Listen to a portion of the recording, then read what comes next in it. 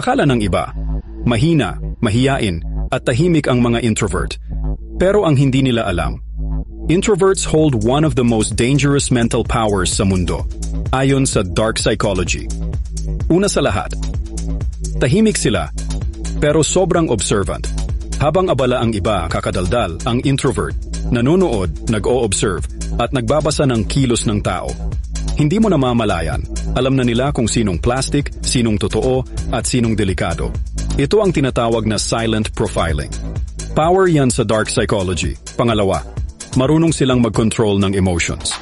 Sa loob nila ay parang kinakabahan na sila, pero sa panlabas nila ay sobrang kalmado lang nila. Ito ang tinatawag na emotional masking. Hindi sila madaling manipulahin dahil sila mismo ay master na nila ang sarili nilang emosyon.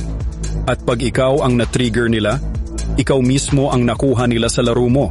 Pangatlo, hindi sila takot sa pagiging mag-isa. Habang ang iba nangangailangan ng validation, ang introvert kayang mabuhay kahit walang kausap o pumansin sa kanila. Mas natatakot ka dapat sa taong kaya ang katahimikan. Kasi sila yung may lakas ng loob na mag-isip ng malalim, magplano ng malupit, at mag-strategize ng hindi mo nahahalata. Pang-apat, marunong silang makinig. Sa bawat kwento mo, may